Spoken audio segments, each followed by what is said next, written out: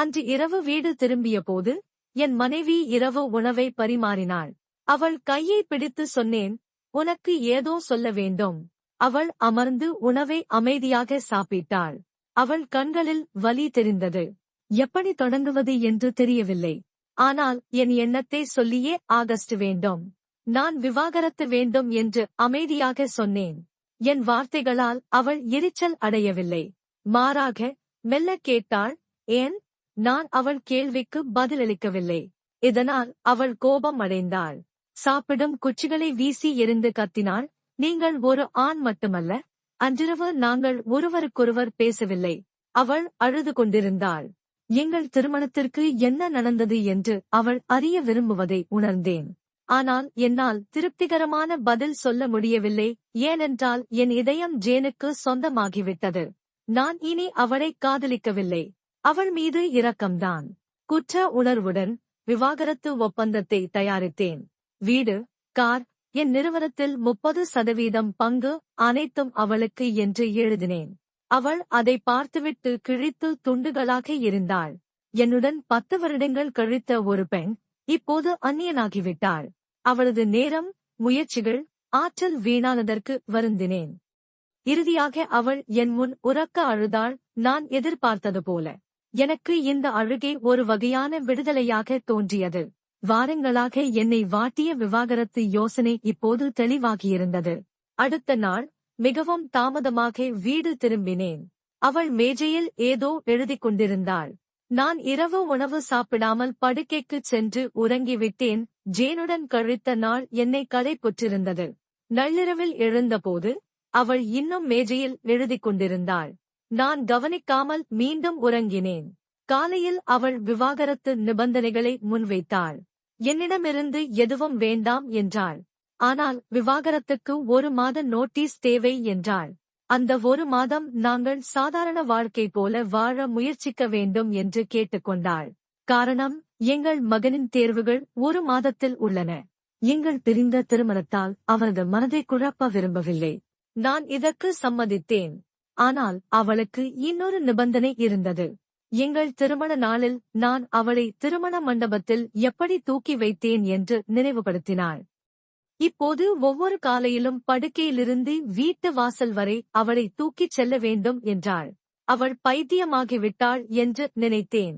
ஆனால் கடைசி நாட்களை சுமையாக கழிக்காமல் இருக்க இந்த விசித்திரமான கோரிக்கையை ஏற்றுக்கொண்டேன். ஜேனிடம் என் மனைவியின் நிபந்தனைகளை சொன்னேன். அவள் சிரித்தாள்.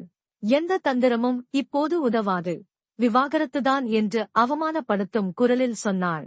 விவாகரத்து பற்றி பேசியதிலிருந்து என் மனைவியுடன் எந்த உடல் தொடர்பும் இல்லை.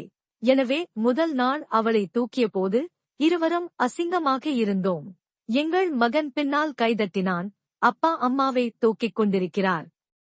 அவன் வார்த்தைகள் என்னை வலித்தன. படுக்கையறையிலிருந்து வாசல் வரை அவளை தூக்கிக் கொண்டு 10 மீட்டர் நடந்தேன். அவள் கண்களை மூடிக்கொண்டு மெதுவாக சொன்னாள், மகனிடம் விவாகரத்து பற்றி சொல்லாதே. நான் தலையாட்டினேன். அவளை வாசலில் இறக்கிவிட்டு அவள் பஸ்ஸுக்காக காத்திருந்தாள். நான் தனியாக ஆபீஸுக்கு சென்றேன். 2ஆம் நாள் இருவரும் சற்று எளிதாக இருந்தோம். அவளை தூக்கிச் செல்லும் போது நீண்ட காலமாக இந்த பெண்ணை பார்த்ததில்லை என உணர்ந்தேன். இதை ஜேனிடம் சொல்லவில்லை. மாதம் கடந்து கொண்டே போக அவளை தூக்குவது எளிதாகி வந்தது. ஒருவேளை தினசரி பயிற்சி என்னை பலமாக்கியிருக்கலாம். ஒரு காலையில் அவள் என்ன அணிவது என்று தேர்ந்தெடுத்துக் கொண்டிருந்தாள். பல உடைகளை முயற்சித்தாள். ஆனால் எதுவும் பொருந்தவில்லை. பிறகு பெருமூச்சு விட்டாள். எல்லா உடைகளும் பெரிதாகிவிட்டன.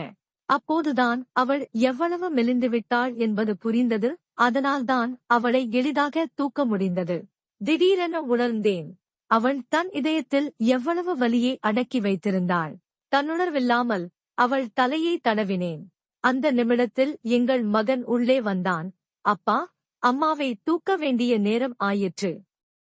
அவனுக்கு தந்தை தாயை தூக்கிச் செல்வது வாழ்க்கையின் ஒரு பகுதியாகிவிட்டது. என் மனைவி மகனை அருகில் வரும்படி சைகை செய்து அவனை கட்டிப்பிடித்தாள். நான் முகத்தை திருப்பிக் கொண்டேன். இந்த கடைசி நிமிடத்தில் என் மனம் மாறிவிடுமோ என்று பயந்தேன். பிறகு அவளை தூக்கி படுக்கையறையிலிருந்து வாசல் வரை சென்றேன். அவள் கைகள் என் கழுத்தை இயல்பாக சுற்றிக் கொண்டன.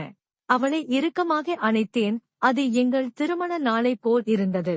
ஆனால் அவளது குறைந்த எடை என்னை வருத்தத்தில் ஆழ்த்தியது.